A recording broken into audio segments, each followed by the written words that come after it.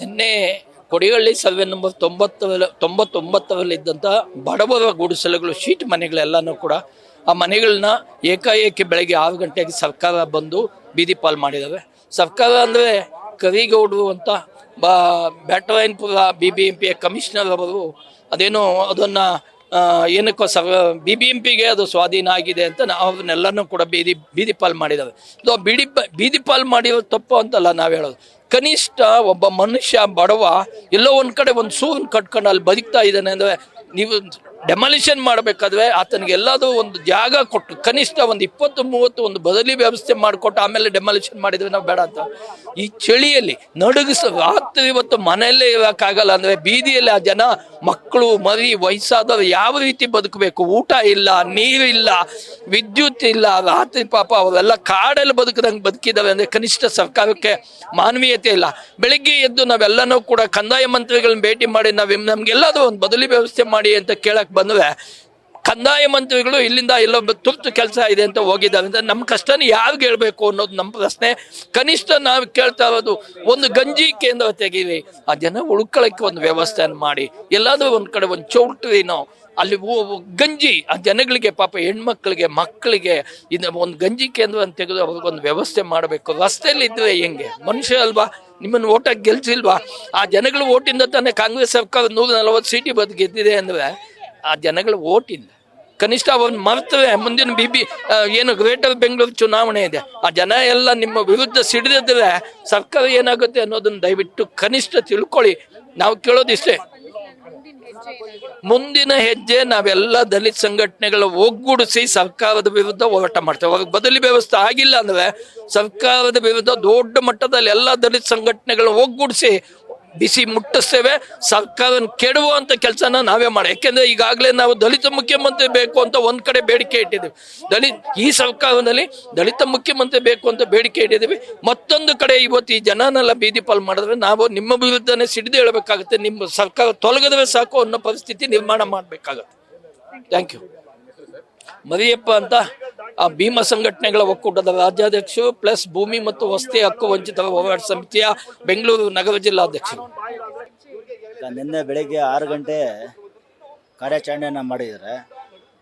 ಇವತ್ತು ನಿನ್ನೆ ಕೂಡ ಇವರೇ ಅಧಿಕಾರಿಗಳು DC ಆಗಿರ್ಬೋದು ಮತ್ತು ಕರೇಗೌಡರು ಏನು ಕಸ ನಿರ್ವಹಣೆ ಮಾಡಿದ್ದಾರೆ ಅಧಿಕಾರಿಗಳು ಕೇಳಿ ಅವರು ನಮಗೆ ಕಂದಾಯ ಸಚಿವರು ಹೇಳಿದ್ದಾರೆ, ಅವರೇ ಕೂಡ ನಮಗೆ ಪರ್ಮಿಷನ್ ಕೊಟ್ಟಿದ್ದಾರೆ ಅಂತಾರೆ. ಆಮೇಲೆ ಜನಗಳಿಗೆ ಯಾವುದೇ ರೀತಿಯಾಗಿ ಒಂದು ನೋಟಿಸನ್ನು ಜಾರಿ ಮಾಡಿರಲ್ಲ, ಸರ್ಕಾರದಿಂದ ಆಗಿರ್ಬೋದು ಅಧಿಕಾರಿಗಳಾಗಿರ್ಬೋದು ಏನು ಮಾಡಿರಲ್ಲ. ಏಕಾಏಕಿ ಮಲಗಿರ್ತಾರೆ ಜನ. ಬೆಳಗ್ಗೆ 5 ಗಂಟೆ 5:15ಗೆ ಬಂದು ಇವರು ಡೆಮಾಲಿಷನ್ ಮಾಡ್ತಾರೆ. ವಯಸ್ಸಾದಂಥ ಜನ ಇದ್ದರು, ಮತ್ತು ಚಿಕ್ಕ ಮಕ್ಕಳು, ಮತ್ತು ಬಾಣಂಟಿಗಳು, ಮತ್ತು ವಯಸ್ಸಾದವರು, ಮತ್ತು ಈ ಬಸ್ರಿ ಹೆಂಗಸುಗಳು ಅನೇಕ ತೊಂದರೆಯನ್ನು ರಾತ್ರಿಯಿಂದ ತುಂಬ ತೊಂದರೆ ಪಡ್ತಾಯಿದ್ದಾರೆ. ಸಚಿವರು ಇಲ್ಲಿ ನಾವು ಬರೋ ಅಷ್ಟೊತ್ತಿಗೆ ಗೊತ್ತಾಗಿ ಅವ್ರು ಹೊರಟೋಗ್ಬಿಟ್ಟವ್ರೆ. ನಾವೆಲ್ಲ ಜನ ಎಲ್ಲ ಸೇರಿ ಇಲ್ಲಿ ಬರ್ತಾಯಿದ್ದೀವಿ ಅಂತ ಗೊತ್ತಾಗಿದ ತಕ್ಷಣ ಇದ್ದೋರಂಥವ್ರು ಮನೆಗೆ ಕಾಣೆ ಆಗಿದ್ದಾರೆ. ಇಲ್ಲ ಇಲ್ಲಿ ಯಾವುದೋ ಮೀಟಿಂಗ್ ಇದೆ ಅಂತ ಹೋಗಿದ್ದಾರೆ. ಆಮೇಲೆ ನಾವು ಬೇರೆ ಕಡೆಯಿಂದ ಈಗ ಪೊಲೀಸ್ ಅಧಿಕಾರಿಗಳು ಏನಂತಾರೆ, ನಮಗೆ ಇವಾಗ ಬರ್ತಾಯಿದ್ದಾರೆ ಏನೋ ಹೆಲ್ಪ್ ಮಾಡ್ತಾರೆ ಅಂತ ಹೇಳ್ತಾ ಇದ್ದಾರೆ. ಅದು ಮಾಡ್ತಾರೋ ಮಾಡಲ್ವೋ ಗೊತ್ತಿಲ್ಲ. ಈಗ ನಿನ್ನೆ ರಾತ್ರಿಯಿಂದ ಪಾಪ ಮಲ್ಗೋಕ್ಕೆ ಜಾಗ ಇಲ್ಲ, ತಿನ್ನೋಕೆ ಅನ್ನ ಇಲ್ಲ, ಕುಡಿಯೋಕ್ಕೆ ನೀರಿಲ್ಲ. ನಾವು ಹೋರಾಟ ಇದಕ್ಕೆ ಆಲ್ಟರ್ನೇಟ್ ಏನಾನ ಜಾಗ ಕೊಟ್ಟರೆ ನಾವು ಇದು ಮಾಡ್ತೀವಿ, ಇಲ್ಲ ಅಂದರೆ ನಿರಂತರವಾಗಿ ಹೋರಾಟವನ್ನು ನಿರ್ವಹಿಸ್ತೀವಿ. ಹಿಂಗೆ ಗಂಜಿ ಕೇಂದ್ರ ಮಾಡಿಕೊಡ್ತೀನಿ ಅಂತ ಹೇಳವ್ರೆ. ಗಂಜಿ ಕೇಂದ್ರ ಏನು ಮಾಡಿಲ್ಲ. ಕರೇಗೌಡರು ಹೇಳಿದ್ರು ಗಂಜಿ ಕೇಂದ್ರ ಮಾಡಿಕೊಡ್ತೀವಿ ಅಂತ ಹೇಳಿದ್ದಾರೆ. ಇಲ್ಲಿ ಬರ್ತೀನಿ ಅಂತ ಹೇಳಿದ್ರು, ಬಂದೂ ಇಲ್ಲ. ಇದು ಗಂಜಿ ಕೇಂದ್ರನೂ ಮಾಡಿಕೊಟ್ಟಿಲ್ಲ. ಇವತ್ತು ಬೆಳಗಿಂದ ಇಲ್ಲೇ ಬಂದು ಕೂತ್ಕೊಂಡಿದ್ದೀವಿ. ತಿಂಡಿ ಇಲ್ಲ, ನೀರಿಲ್ಲ. ಕಂದಾಯ ಸಚಿವರಾಗಿರಲಿ, ಇದಕ್ಕೆ ಸಂಬಂಧಪಟ್ಟಂಥ ಅಧಿಕಾರಿಗಳಾಗಿರ್ಬೋದು, ಪೊಲೀಸ್ ಅಧಿಕಾರಿಗಳು ಯಾರೇ ಆಗಿರಲಿ, ಇವತ್ತು ಒಂದು ತೊಟ್ಟು ನೀರು ಕೂಡ ಇಲ್ಲಿವರೆಗೂ ಯಾರು ರೀಸರ್ಸ್ಗೆ ಇವತ್ತೇನು ಈಗ ನೋಡ್ರಿ, ಬೆಳಗ್ಗೆ 8 ಗಂಟೆಗೆ ಇಲ್ಲಿ ಎಲ್ಲ ಜನ ಬಂದಿದ್ದಾರೆ. ರೀಸರ್ಸ್ಗೆ ಆಗಿ ಜಾಗ ಇಲ್ಲ, ಟಾಯ್ಲೆಟ್ಗೆ ಹೋಗೋಕ್ಕೆ ಜಾಗ ಇಲ್ಲ. ಮಕ್ಕಳಿಗೆ ಕರ್ಕೊಂಬಂದಿರೋಂಥ ಮಕ್ಕಳಿಗೆ ಹಾಲು ಕುಡ್ಸೋಕ್ಕೂ ಕೂಡ ಜಾಗ ಇಲ್ಲ. ಬೀದಿ ಪಾಲ್ ಮಾಡಿ ಇವತ್ತು ರಸ್ತೆಯಲ್ಲಿ ಕೂತ್ಕೊಂಡಿದ್ದಾರೆ. ಇವತ್ತು ಇದಕ್ಕೆ ಪರಿಹಾರ ಸಿಗೋವರೆಗೂ ನಾವು ನಿರಂತರವಾಗಿ ಹೋರಾಟವನ್ನು ಮಾಡ್ತೀವಿ. ನಮ್ಮ ಹಕ್ಕು ನಾವು ತೊಗೊಳ್ತೀವಿ. ಇವ್ರು ಸರ್ಕಾರಿ ಜಾಗ ತೊಗೊಳ್ಬೇಕಾಗಿದ್ದರೆ ಅಟ್ಲೀಸ್ಟ್ ನೋಟಿಸ್ ಕೊಡಬೇಕಾಗಿತ್ತು. ಆ ನೋಟಿಸು ಕೂಡ ಕೊಟ್ಟಿಲ್ಲ. ಜನಗಳು ಯಾವುದೇ ರೀತಿ ಗಮನ ಕೂಡ ಅವ್ರಿಗೂ ಕೂಡ ಗಮನಕ್ಕಿಲ್ದಂಗೆ ಇವತ್ತು ಉದ್ದೇಶಪೂರ್ವಕ ಮಾಡಿದ್ದಾರೆ. ಇವತ್ತೇನೋ ಸರ್ಕಾರ ಕಾಂಗ್ರೆಸ್ ಸರ್ಕಾರ ಬಡವರ ಪರ ಇರುವಂಥ ಸರ್ಕಾರ ಅಂತ ಹೇಳ್ತಾ ಇರೋ, ಇವತ್ತು ಅದೇ ಕಾಂಗ್ರೆಸ್ ಸರ್ಕಾರ ಬಡವರ ಜನಗಳ ವಿರೋಧಿ ಸರ್ಕಾರ ಆಗಿದೆ ಅಂತ ನಾವು ಹೇಳೋಕ್ಕೆ ಇಷ್ಟಪಡ್ತೀವಿ ಸರ್. ಸರ್ ಅಯ್ಯೂಬ್ ಖಾನ್ ಅಂತೇಳಿ ಪ್ರಜಾ ವಿಮೋಚನಾ ಚಳವಳಿ ಸ್ವಾಭಿಮಾನ ಸಂಘಟನೆ, ಬೆಂಗಳೂರು ನಗರ ಜಿಲ್ಲಾ. ಇವತ್ತು ನಿನ್ನೆ ಕ್ಯಾಬಿನೆಟ್ ಮುಗಿದಿದೆ. ಕ್ಯಾಬಿನೆಟ್ ಅಂತಿಮಗೊಂಡ ದಿನದಂದು ರಾಜ್ಯದ ಜನತೆಗೆ, ಅಲ್ಪಸಂಖ್ಯಾತರಿಗೆ, ದಲಿತರಿಗೆ ಕಾಂಗ್ರೆಸ್ ಸರ್ಕಾರ ಗುಡ್ ನ್ಯೂಸ್ ಕೊಟ್ಟಿದೆ. ಏನಪ್ಪ ಅಂತಂದರೆ JCB ಪ್ರಯೋಗ. ನಾವು ಅಲ್ಪಸಂಖ್ಯಾತರ ಪರವಾಗಿ, ದಲಿತರ ಪರವಾಗಿ ಅಂತ ಹೇಳ್ತಕ್ಕಂಥ ಕಾಂಗ್ರೆಸ್ ಸರ್ಕಾರ ಇನ್ನೊಂದು ಮುಖ ಬಯಲಾಗಿದೆ. ಕರ್ನಾಟಕ ಇದು, UP ಅಲ್ಲ ಅನ್ನೋದು ಕಾಂಗ್ರೆಸ್ ಸರ್ಕಾರಕ್ಕೆ ನಾವು ನೆನಪಿಸ್ಬೇಕಾಗಿದೆ. ದಲಿತ ಸಂಘಟನೆಗಳು 20 ವರ್ಷಗಳಿಂದ ವಾಸ ಇದ್ದದ್ದು BBMP ಜಾಗ, ಇವರು ಅನಾಥರೇಜ್ಡು ಅಂತ ಹೇಳೋದು ಎಷ್ಟು ಸರಿ? 20 ವರ್ಷದಿಂದ ವಾಸ ಇದ್ರಲ್ಲ, ಗುಡಿಸಲುಗಳು ಹಾಕೊಂಡು, ಅವತ್ತೇ ಯಾಕೆ ತಡಿಲಿಲ್ಲ BBMP ಇವರನ್ನ? ನಾವೆಲ್ಲೂ ಹೋಗಿ ಅಕ್ರಮ ಆಸ್ತಿಯಲ್ಲಿ ಹೋಗಿ ಕಟ್ಟಡ ಕಟ್ಟಿಲ್ಲ.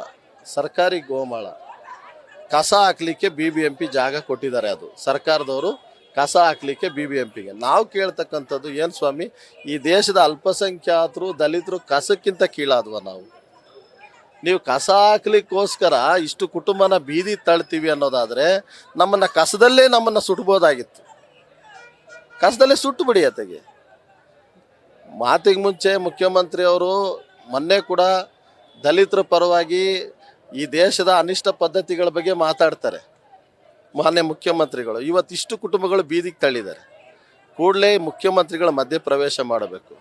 ಯಾಕಂತಂದರೆ ವಸತಿ ಸಚಿವರು ಈ ಕೂಡಲೇ ಈ ವಿಚಾರದಲ್ಲಿ, ಯಾಕಂತಂದರೆ ಇವತ್ತು ಅಲ್ಪಸಂಖ್ಯಾತರನ್ನು ಪ್ರತಿಬಿಂಬಿಸ್ತಕ್ಕಂಥವರು ರೆಪ್ರೆಸೆಂಟೇಟಿವ್ ಆಗಿರ್ತಕ್ಕಂಥ ನಮ್ಮ ವಸತಿ ಸಚಿವರು, ಅಲ್ಪಸಂಖ್ಯಾತರ ಧ್ವನಿಯಾಗಿರ್ತಕ್ಕಂಥ ನಮ್ಮ ವಸತಿ ಸಚಿವರು ಮತ್ತು ವಕ್ಫ್ ಸಚಿವರವರು ಇವತ್ತು ಆ ಪ್ರದೇಶದಲ್ಲಿ 200ಕ್ಕೂ ಹೆಚ್ಚು ಅಲ್ಪಸಂಖ್ಯಾತರು ಬೀದಿ ಪಾಲಾಗಿದ್ದಾರೆ.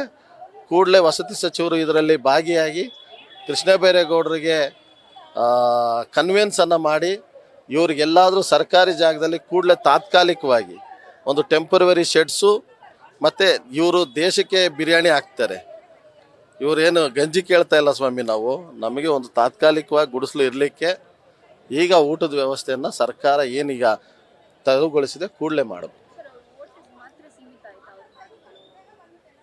ಈ ಕಾಂಗ್ರೆಸ್ಸು BJP ಒಂದೇ ನಾಣ್ಯದ ಎರಡು ಮುಖಗಳು. ಇವರು